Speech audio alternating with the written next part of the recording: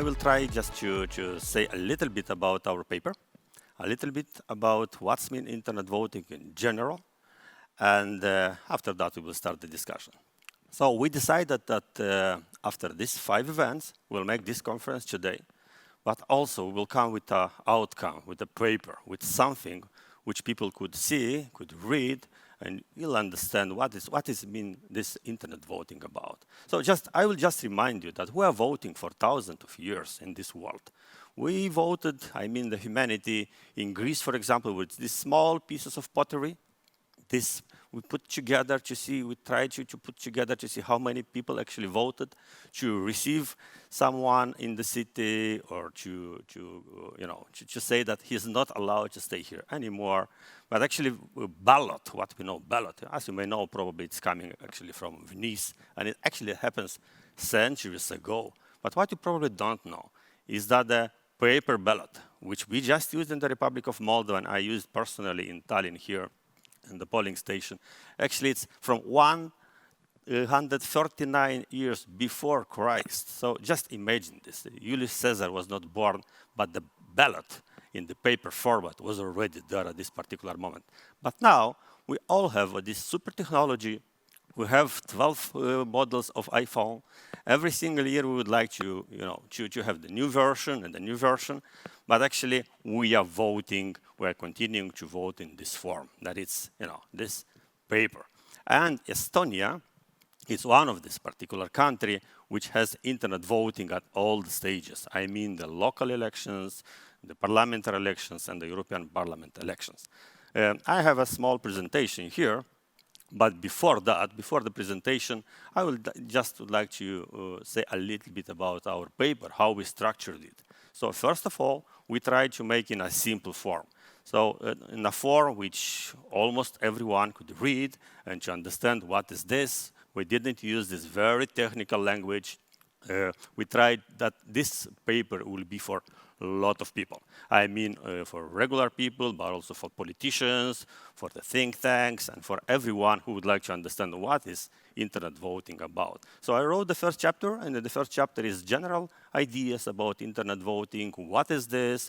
How it works? Some basic principles, and why this is unavoidable to be implemented everywhere. So I'm absolutely sure that every country, every developed country will introduce internet voting sooner or later, but sooner we will start the preparation and discussions and debates about this. Sooner we will introduce it. And the results for the people will be sooner. But once again, coming to this idea of the voting representation of the elections, electoral people, people didn't have possibility to vote, and this is especially a problem in the Republic of Moldova and Romania, because we have huge diasporas living abroad. In the last elections, which we that have, a record number of the people tried to vote. Actually, some of them, they didn't manage it because the ballots were ended in some polling stations. But people have always the right to do it. And just very briefly, in Estonia is not only internet voting, just to make it clear. We have here in Estonia 7 types of different voting, including voting by post in the diplomatic missions, in the diplomatic mission itself, by internet, which is 7 days, but I'm quite sure Mr. Rivas will speak about that. And we have 2 types of preliminary voting, and also election day and the vote at home. So it's not only the question of the internet voting, but the right to the people to cast their vote. Later, in the second paragraph of our paper, Kevin Tamiaru from Cybernetica, one of the leading IT company in Estonia, and actually who are close, this company it's closed, they're working together with the state bodies to organize the internet voting here. Kevin, it's actually answering to the most frequent questions, because it's a lot of rumors, a lot of arguments or pseudo-arguments. It works or it's not. But what's really amazing, why we decided to do it, because actually we have seen that the arguments which have been used like 20 years ago, and even 20, 25, 30, or even 15, actually they are not anymore the arguments, because this is a continuing process. And if someone is using an argument which is already old one, or it was solved, it's a permanent process. So Kevin is answering to all this question in a short and understandable form. The chapter number 3, it's written by Ana Maria Stancu from Romania, from HEVIS. Ana Maria is explaining what is the state of affair of internet voting in Romania and which kind of initiatives are in the parliament. Right now in the parliament of Romania there are 2 initiatives from 2 parties, and why people, and especially politicians, are afraid of internet voting there. And the chapter number 4, Alexandru Balmoș, who is the head of the IT department of Moldovan Central Election Committee, it's speaking and it's saying about what is happening in the Republic of Moldova, which kind of initiatives are in place, which kind of elements Central Election Committee is developing now, and what is the future of internet voting. And in the end, we have conclusions and some recommendations. And actually, they are quite general one, because our goal is to explain to the people what is this. We don't have to be afraid of that. In Estonia, it's working already for 15 years in 11 electoral votes, and it started with 1.9%, as you probably have seen from the video, and I'm quite sure Tavi will speak about that. But actually, at the last election, 46.7% of the people who casted their vote, they did it online. And I'm not only speaking because Estonia is doing this. Actually, 10 years ago, I never used any e-governance solutions. I didn't vote online at all, but actually now, living already for 10 years here in Estonia, I'm doing everything online. I voted already 3 times. Actually, 2 times I voted from the Republic of Moldova here in Tallinn. But now I would like to show a few slides. I will just remind that under media tab in our WhatsApp, you could see actually our report.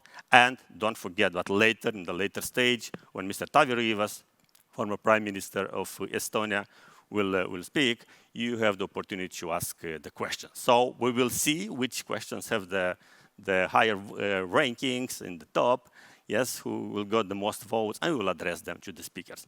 But now I have a few slides here, just to make a very brief introduction about internet voting, and I will start really with the basics. You see that there are some standards. What is this internet voting about?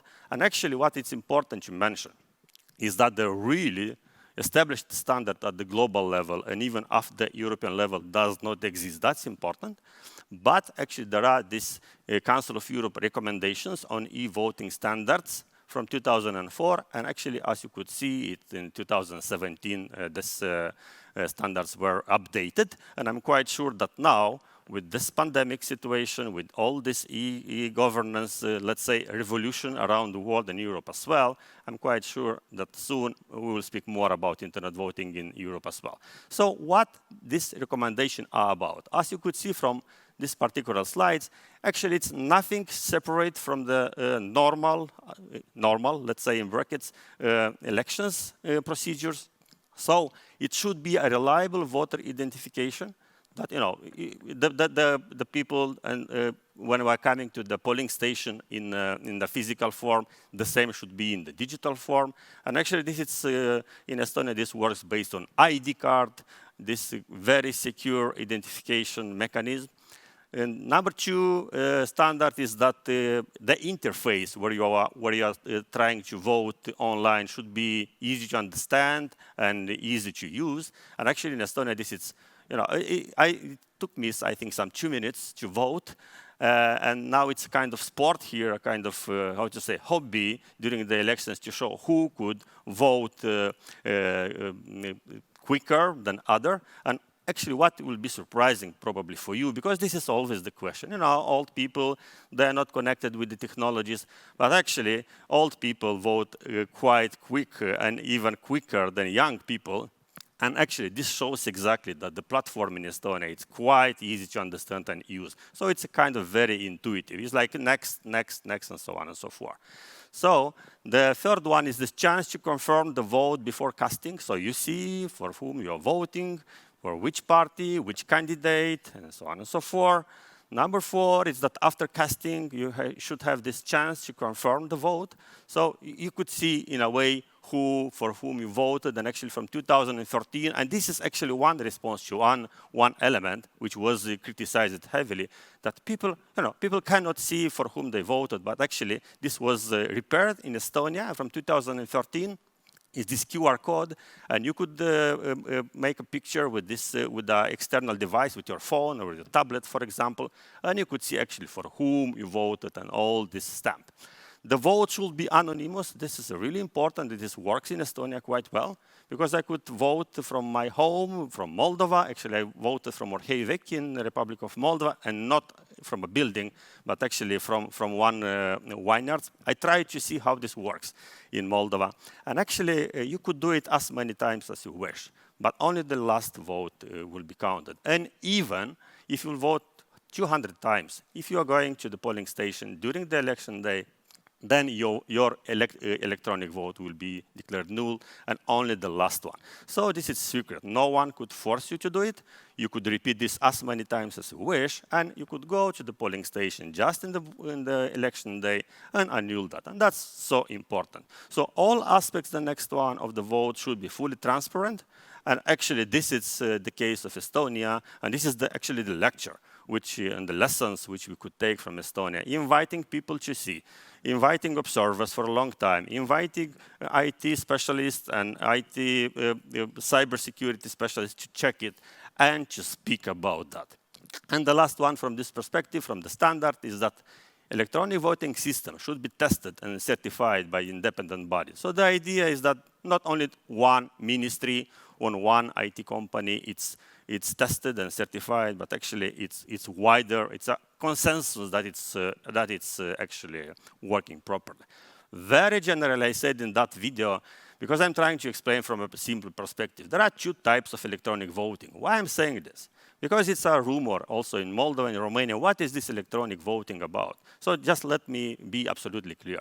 It's two types of electronic voting methods. One, that you are staying at home, you are voting. This is calling online voting or internet voting. And another one is actually what you see here on this particular slides. This is also electronic voting. But actually, you should go to a polling station. And actually, from technological point of view, there are three types of them. You see this optical scan. You see there on the left. It's a ballot. It's the same paper ballot. You are putting you are selecting your candidate or your party, and you are introducing this ballot in a device. You see it's an electronic device here. It's written there, insert ballot here.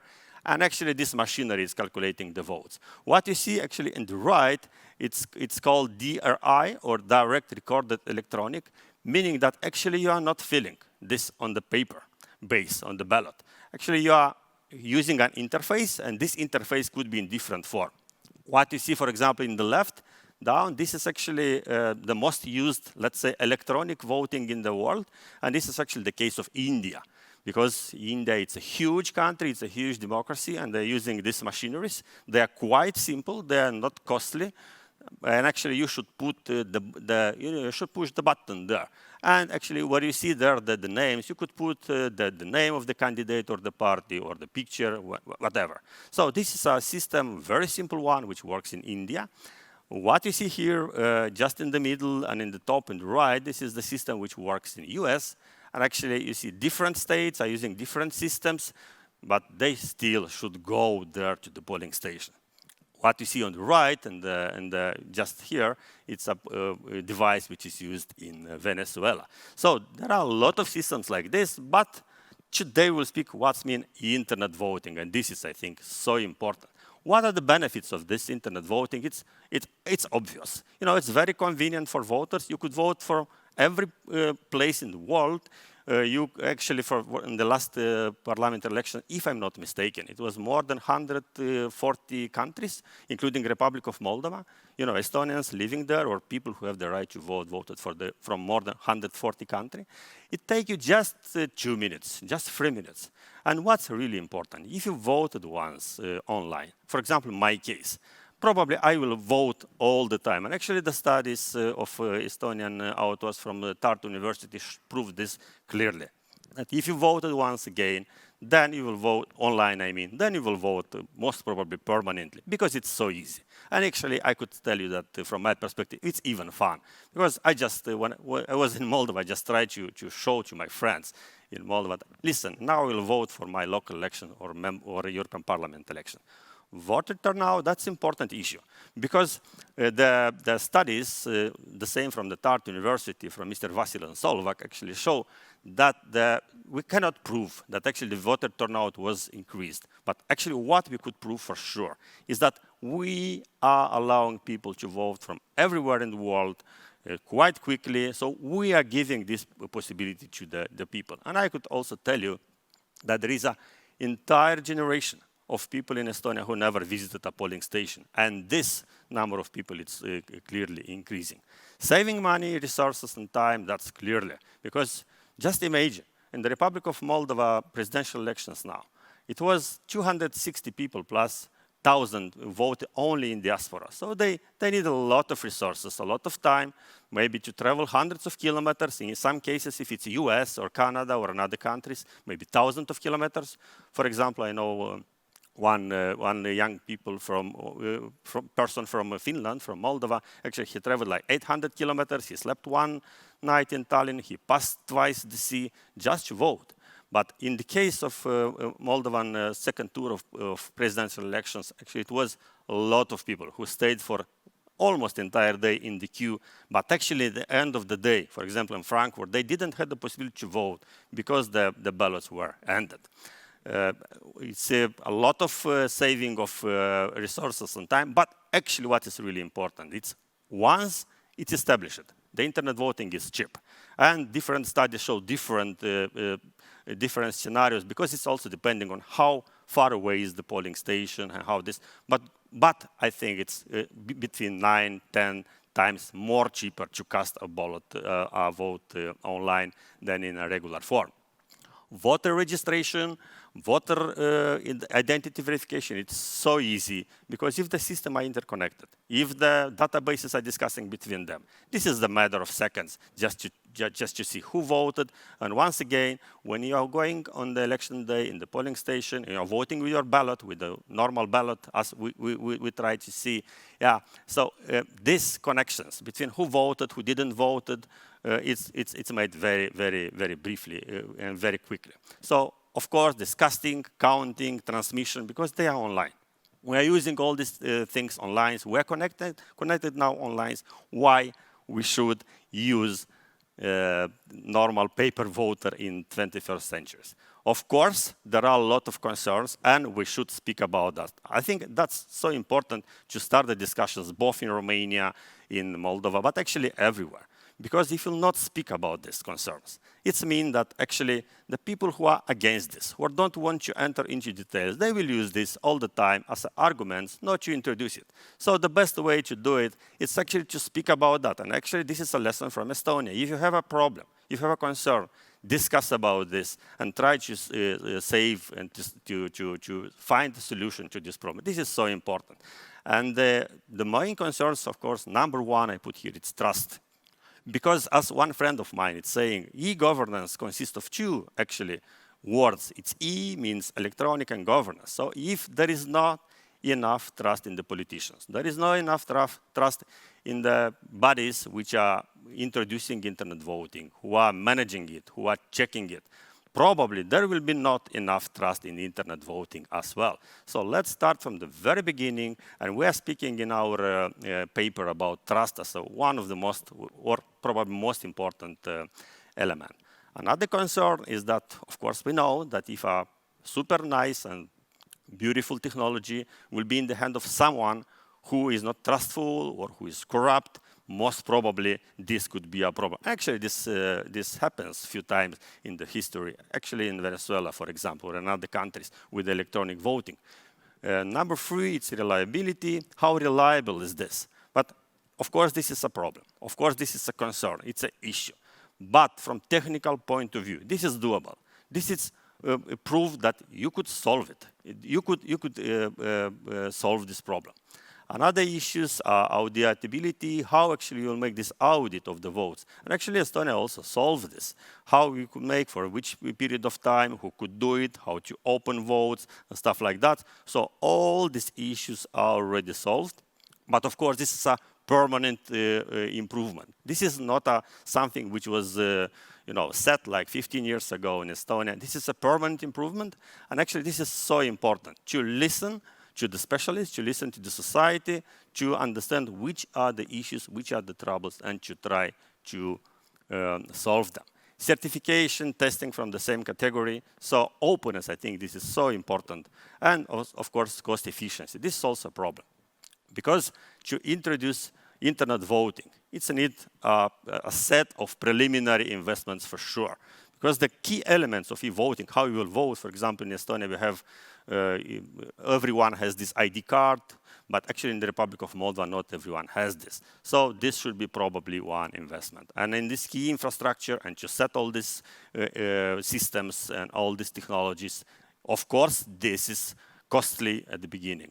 But what is really important to mention is that internet voting in Estonia, this is not just one service. This is a part of what we are calling the digital state. Actually, we are using this every single day.